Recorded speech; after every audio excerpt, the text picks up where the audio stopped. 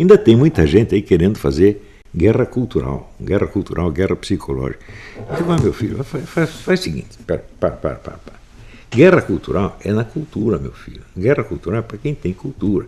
Se eu dou um livro do George Lucas para você ler, você mora na página 3, então você não tem capacidade para entender o que o seu adversário está fazendo e você não pode combatê-lo. Será difícil entender isso, né? Por exemplo, se você é capaz de imaginar o Rodrigo Cocô lendo o George Lucas, lendo o Max Horkheimer, né? Você não vai entender o Max Horkheimer se você não estudou Hegel primeiro, então, mas eu dou um livro de Hegel para ele.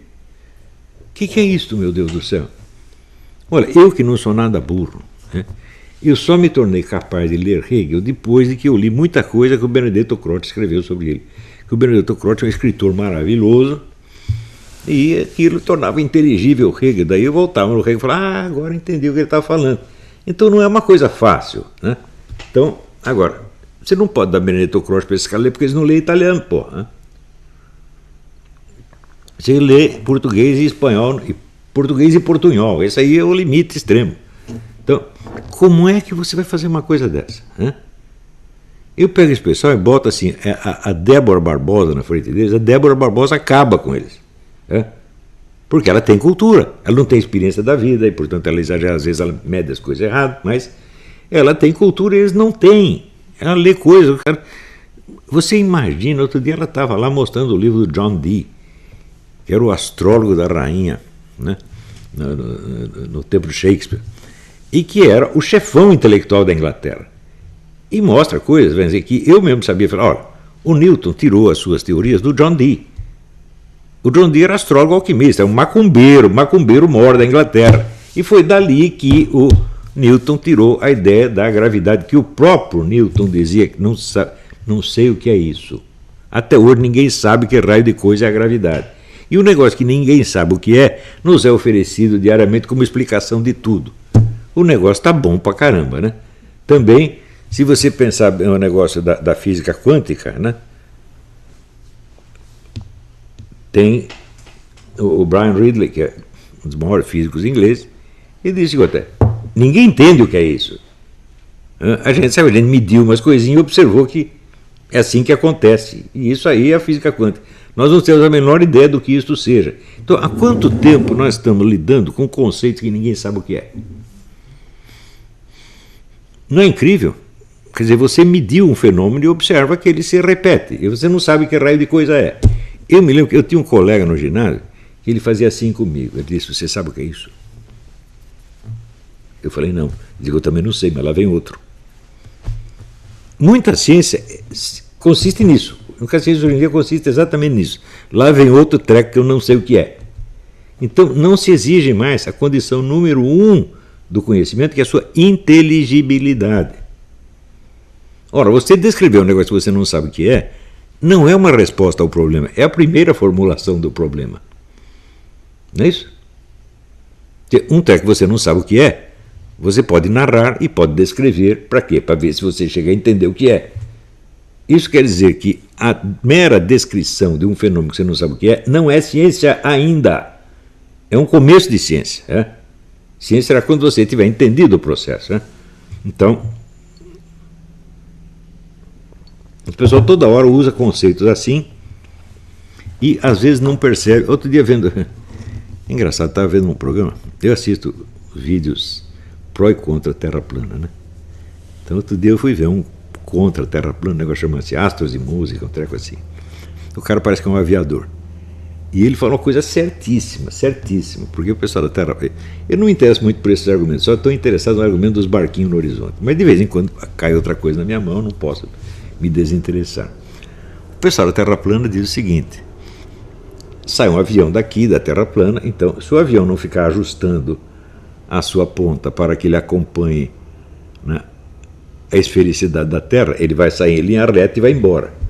Então, quer dizer que se o avião não faz isso, ele não tem que corrigir a sua direção a todo momento, significa que a Terra não é redonda. Esse é o argumento deles. E o cara disse uma coisa certíssima, ele liquidou esse argumento. Ele disse o seguinte: para que fazer isso aí se existe um medidor de altitude? É só se manter na mesma altitude e você vai acompanhar a esfericidade da Terra. Está muito certo, você acabou com o argumento dele. Só que é o seguinte, essa sua alegação que destrói este argumento em favor da Terra plana não diz nada contra a Terra plana. Por quê? Se basta manter a altitude para você acompanhar o solo, tanto faz esse solo ser esférico ou plano, vai ser exatamente a mesma coisa. Então, o sujeito inventou um argumento bom, mas ele não entende o argumento dele. Isso aqui é muito comum no pessoal que estuda na universidade. A gente tem aquela certeza que ele, professor, são 2000 anos de ciência, porque Newton e Einstein, não sei o quê, que ele não precisa entender o que ele está dizendo. Digo, seu argumento está certíssimo, meu filho, você ganhou essa briga, só que você ganhou uma briga e pensa que ganhou outra. Então, aí, parabéns pelo seu argumento, parabéns pela sua resposta, você tapou a boca dos terraplanistas, mas você nada disse contra a Terra plana. Então é assim, a discussão no Brasil é assim. É horrível isso aí, né? Eu não entendo nem de terra plana, nem de terra esférica, mas eu sei ler, porra. E esses caras não sabem. Quando é que começa o problema? O problema começa na alfabetização primária, como diz o Carlos Nadalim. Se você aprendeu pelo método socioconstrutivista, você nunca vai saber ler na sua vida. As pessoas que vão para a área científica não sentem muito isso, porque a linguagem científica é linguagem para imbecis. É linguagem, assim, com significados estáveis, uniformes e gerais. Então não há problemas de interpretação do texto científico. Desde que você tem o dicionário científico, acabou, você entende tudo. Agora, se você vai ler Shakespeare, vai ler Rimbaud, meu filho, você pode ter todos os dicionários do mundo, você não vai entender por causa disso, você vai ter que entender o contexto específico daquilo ali e você vai ter que ter a experiência humana correspondente para você saber do que ele está falando. Então, a linguagem literária é para pessoas de altíssimo nível. E mesmo uma ciência de altíssimo nível tem uma linguagem de baixíssimo nível. Se a linguagem é estabilizada e uniforme, ela não tem problemas de interpretação.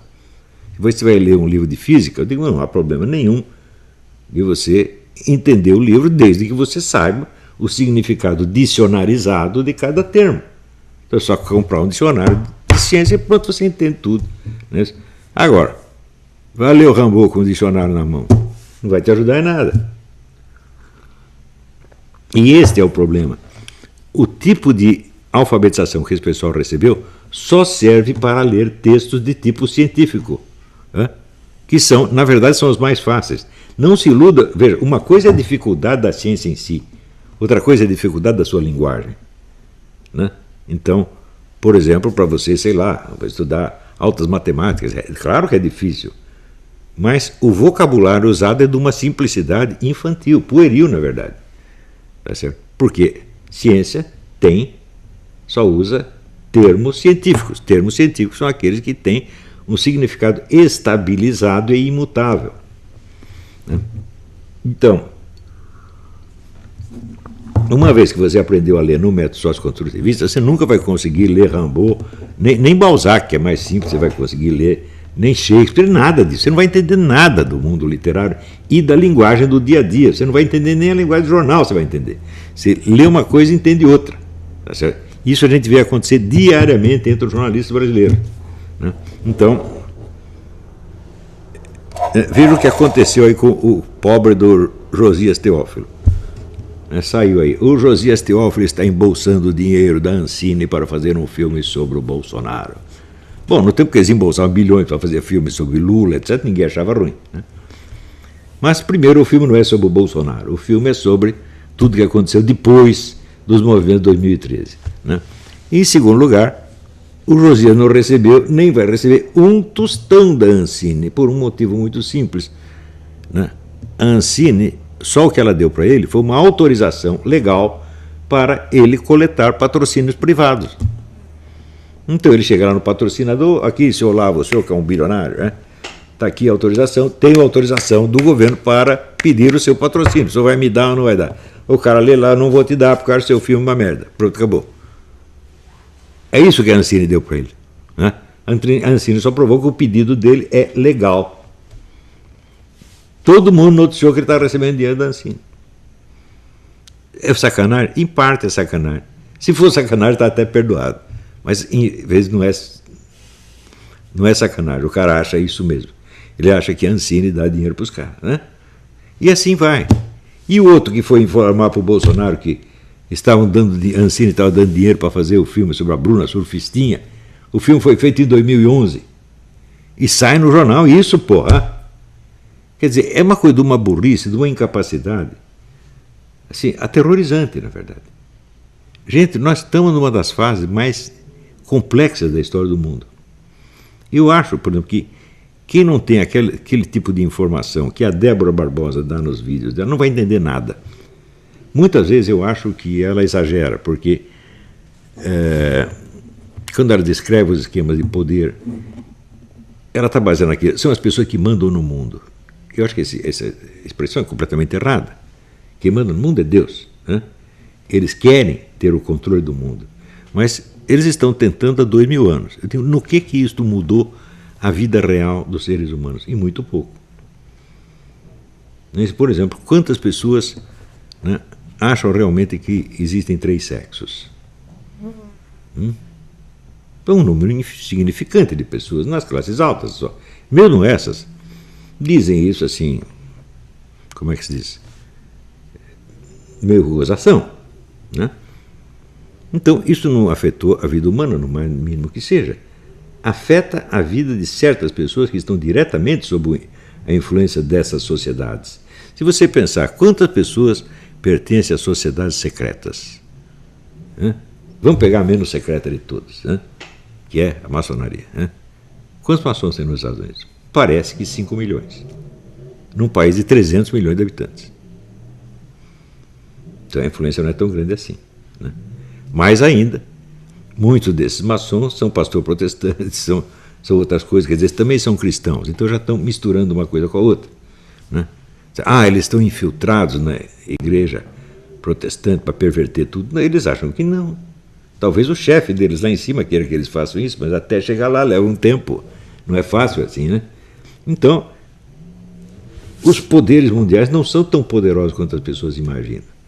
Eu me lembro de que, pelos planos de tipos como Rockefeller e outros, haveria um governo mundial na década de 80. Né? Já passou 20 anos, não aconteceu ainda. Então, muitos planos deles vão para o buraco. Vocês lembram? Assim, no começo do século, eu estava elegendo um papa em Roma, e iam eleger um cardeal Rampolla, que secretamente era um maçom. Daí apareceu o representante do Império Austríaco, que fazia parte do eleitorado, como representante do imperador, e ele mostrou um papel, não pode eleger esse cara porque ele é maçom. Um cara ferrou com todo o esquema, porra. Agora dizem que os papas mais recentes tinham os papas maçons, então pode ser que tenha, né? Não sei, não tenho como investigar, mas pode ser que sim. Só que levou um século para eles botar um segundo maçom lá dentro. O negócio não é fácil, né? A vida dessas sociedades também não é tão fácil. Por que você acha que vive morrendo gente dessas sociedades? Né? O pessoal da loja maçônica P2, morreu esse, matou aquele, matou...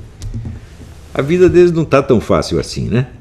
Então, dizer, eles mandam no mundo, eu acho que é uma hipérbole, não uma coisa exata. Né? Há anos eu me pergunto isso. Quanto de poder essa gente efetivamente tem? E eu não tenho meios de medir. Para medir, eu precisava dedicar uns anos ao estudo especializado dessa coisa, como a Débora está dedicando. Né?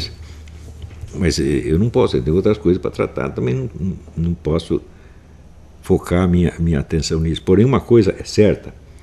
Quando eu perguntei quem são os agentes históricos, os agentes da história, né? Os agentes que realmente fazem a história, um desses agentes, eu disse, são as sociedades secretas e iniciáticas, é uma coisa óbvia. Né? E hoje em dia, a partir do século XIX, XX, mas mais o XX, os serviços secretos. Né? Há países que são controlados 100% pelos serviços secretos. A União Soviética, quando você fala de KGB, fala KGB e CIA, faz-me rir, porque a CIA, coitada, ela não pode sequer agir dentro do território americano.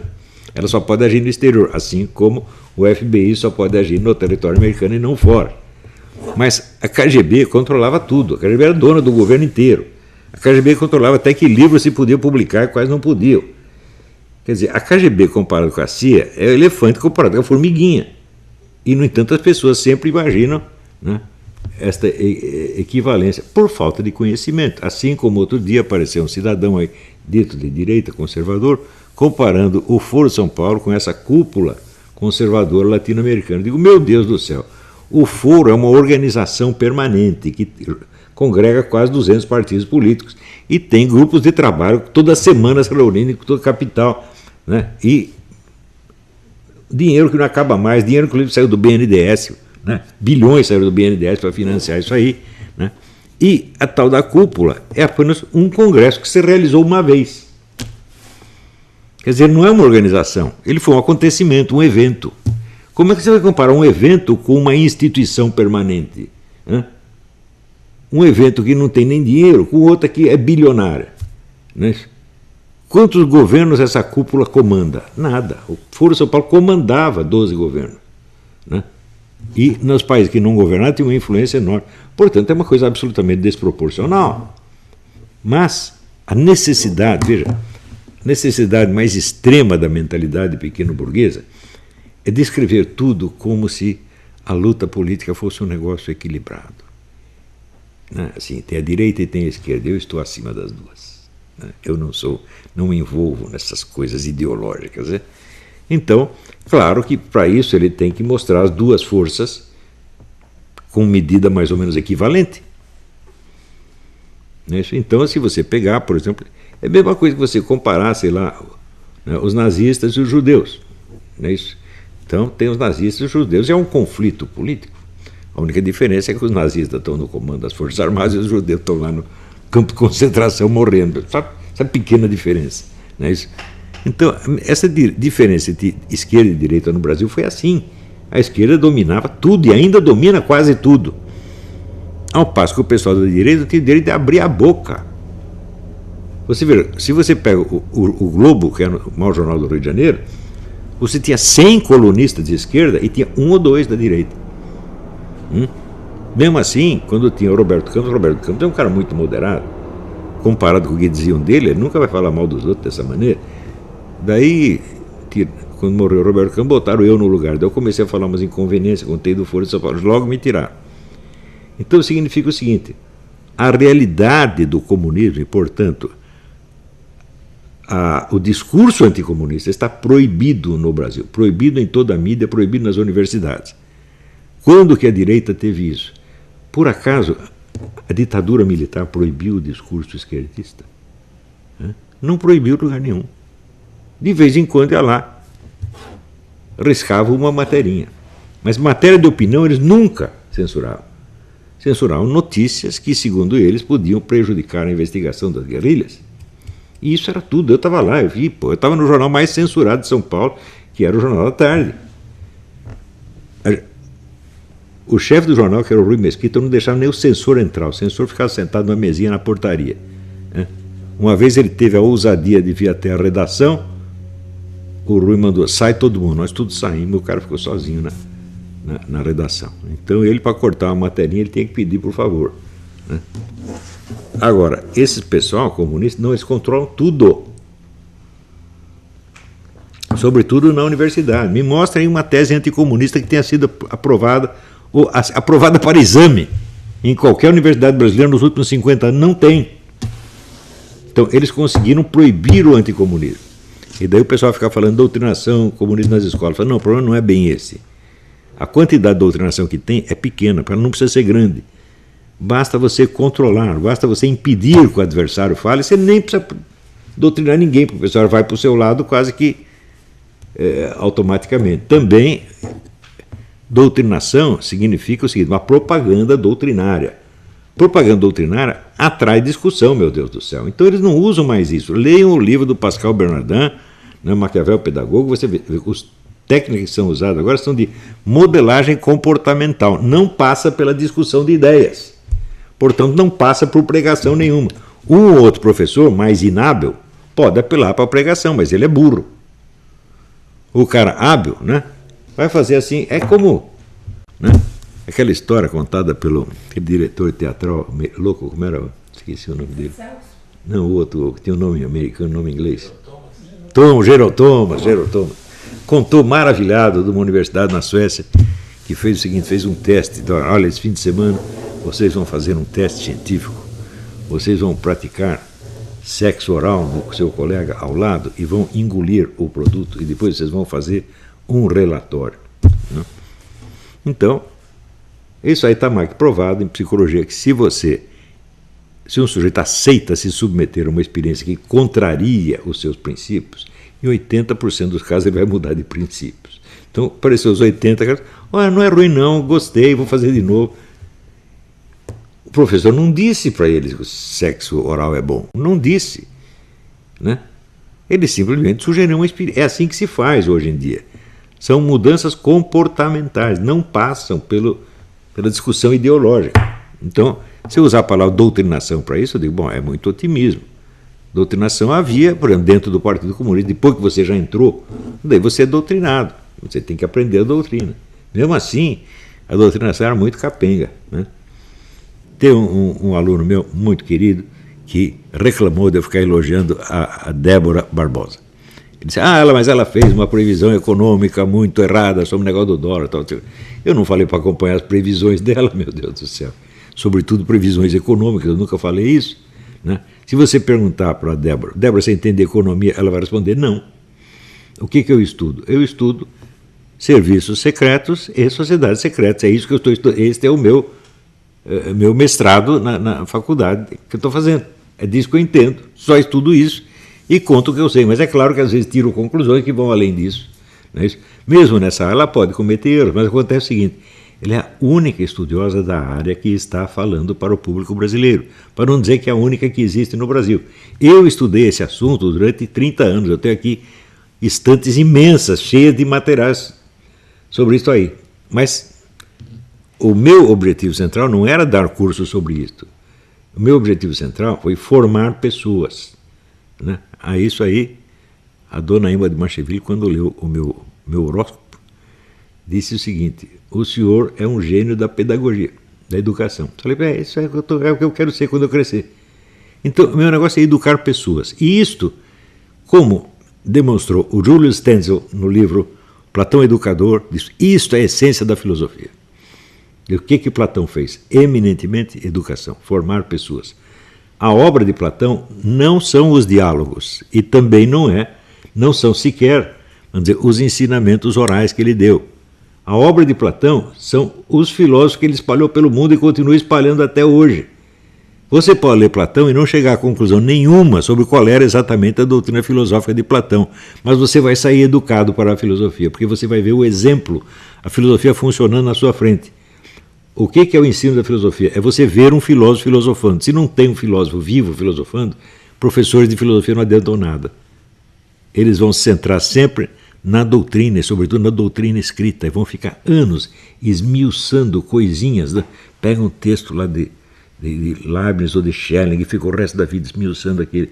Então eles estão tentando aprender a ler, né, obras filosóficas para ver se chega a uma conclusão de qual é a doutrina final do cara. Nunca nenhum parou para pensar o seguinte, essa doutrina final não existe e não precisa existir. Por quê? Quando eu dei a minha definição de filosofia como a busca da unidade do conhecimento, da unidade da consciência e vice-versa, essa não foi uma definição filosófica, essa é uma definição científica. Eu me perguntei o que está presente em todos os filósofos e só neles. Independente de qual seja o conteúdo da filosofia deles. Isto é o que todos estão fazendo realmente. Um faz de um jeito, outro faz do outro, um chega a uma conclusão, outro chega a outra, mas todos estão buscando isto. Eu desafio qualquer um a me provar que existia um filósofo que não fez isso. Não tem. Ou uma outra pessoa que fez isso sem ser filósofo. Não tem. Tá certo? Se o cara começa a fazer isso com a ideia de, sei lá, por exemplo, quero fazer uma história da literatura, mas acaba buscando a unidade do conhecimento, na unidade da consciência, ele já virou filósofo. E assim por diante. Não é isso? Então, eu estou muito grato a Débora por ela colocar todo este material à disposição das pessoas. Eu nunca teria o tempo e nem o saco de fazer isto. Mas se eu vou dar uma aula sobre John Dee, né, ou sobre John Lilly, não vou fazer isso. Ou sobre Morand de Villefranche, né? O tempo que eu estudei esse assunto astrológico já passou, e para mim já foi o suficiente, eu já entendi do que se tratava e pronto, passo adiante. Eu não tenho saco para voltar a isso. Dá para entender? Se o cara hoje me fala de mapa astrológico, eu considero, por que você não xinga logo a minha mãe? Eu já lidei com isso 35 anos atrás. Olha, o que eu li sobre isso é uma grandeza. E cheguei às minhas conclusões, que eu resumi no curso da Astrocaracterologia. E está lá todo gravado, está lá com a minha querida aluna e amiga, a Lúcia de Fátima. Ela tem tudo isso lá. Né? Eu venho pedindo para as pessoas a ajudarem a publicar isso, ninguém ajudou. Né? Mas um dia isso vai sair. Tem lá o Tratado de Astrocaracterologia, planejado para 5 volumes, e que é uma pesquisa que eu fiz sobre um determinado assunto. Qual é realmente a relação entre a astrologia, como os caras desenvolveram tradicionalmente e modernamente, e o que nós chamamos a caracterologia, ou a tipologia. Qual é a relação efetiva? E essa relação pode ser descrita cientificamente? É só isso o assunto, né? Mas me tomou alguns anos. O restante do lado esotérico, ocultista, etc., etc., eu também estudei bastante. Inclusive, arrisquei a minha pele. Né? Quando eu entrei lá na tarica do Schonfeld, eu estava arriscando minha pele, minha saúde mental, meu saco, né? Tudo isso para ver se aprendi alguma coisa. Aprendi, tirei minhas conclusões. Não haveria tempo de eu contar para vocês. Né? Então, alguém precisa fazer isso, meu Deus do céu. Ela está fazendo. Ela não sabe o quanto ela está me ajudando. Ela não sabe o quantos vídeos dela ajudam os meus alunos a entender o que eu estou dizendo. Mesmo quando está errado o que ela está falando, porque ela tem 23 anos, meu Deus do céu. Ela não pode acertar em tudo, sobretudo não pode acertar em áreas que ela conhece mal, como, por exemplo, a economia. Não é isso? O que importa é isso, não julgar uma pessoa pelo que os outros acham que ela deveria fazer, mas por aquilo que ela quer fazer. Ela só quer divulgar o que ela estudou sobre sociedades secretas e serviços secretos. Veja, aqui nos Estados Unidos existem milhões de pessoas que estudam isso. A bibliografia é imensamente rica. Tá certo? E eu tenho muito desses livros. Né? Tenho muito mais do que ela. Colecionei livro aqui, estou colecionando há 50 anos. Tá certo? E no Brasil não tem nada. Sabe o que é nada? Existem livros que são publicados por gente das sociedades secretas. Né? E, às vezes, por pessoas da igreja que estão condenando as sociedades secretas. Mas condenando, mas não estão explicando. Né? Então, em geral, para o doutrinário católico, só interessa uma coisa: isso aí combina com a doutrina da igreja, sim ou não? Se não combina com a doutrina da igreja, ele está condenado e acabou. Ele não está interessado em explicar isso historicamente, dizer como é que essas coisas adquiriram o poder que adquiriram. Não vai estudar esse aspecto. Então, o povo brasileiro é o mais desinformado do mundo, até não só a respeito de sociedades secretas, mas até a respeito de serviços secretos. Tanto que o pessoal confunde CIA com KGB. Acabei de falar disso aí. A CIA é um serviço secreto para atuação no exterior. Os Estados Unidos não tiveram um serviço secreto para atuação fora do território americano até a Segunda Guerra. Eles começaram a constituir na Segunda Guerra, chamava-se OSS, Organização de Serviço Secreto. Depois virou Central Intelligence Agency. Depois, cheio de comunistas desde o início. Por quê? Porque quando eles começaram a montar um negócio, a União Soviética era parceira, era considerada amiga, então encheu de comunista. Está cheio de comunista até hoje. Né? Então,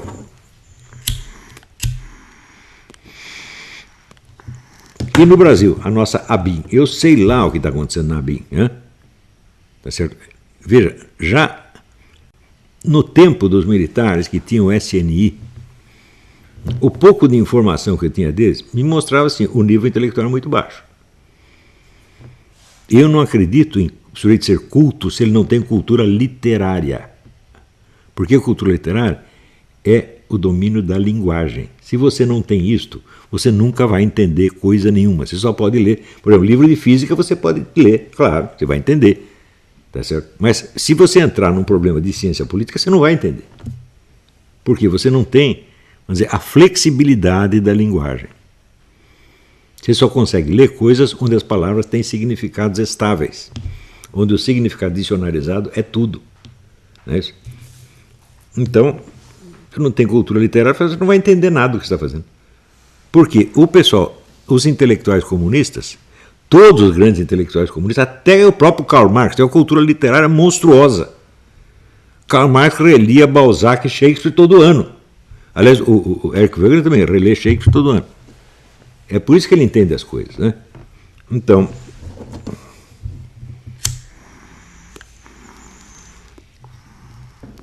Então é por isso que eu estou muito grato a Débora e os erros dela não têm importância, gente. Né? No Brasil, todo mundo exige perfeição dos outros. Né? Jesus Cristo diz, sede perfeito como o Pai é perfeito. No Brasil ele diz, sede perfeito como eu sou perfeito. Né? Você viram? Na Bíblia não tem um monte de personagens que cometeram pecados horríveis e Deus os considerou perfeitos. Né? Por quê? Não por causa do pecado, evidentemente. Mas simplesmente por causa da própria busca da perfeição. Quando eu sempre vejo meu Pai é perfeito, você acha que Jesus Cristo é burro de achar que alguém pode ser perfeito como o Pai dele é perfeito? Não, ele não disse isso. Ele disse que você tem que buscar a perfeição. Né? No sentido em que você vê a perfeição de Deus, você tem que imitar. É isso que ele está dizendo. Não que você vai chegar lá. Né? Você não precisa chegar. Ele te põe lá. Ele te aperfeiçoa. Ele termina o serviço para você. Né?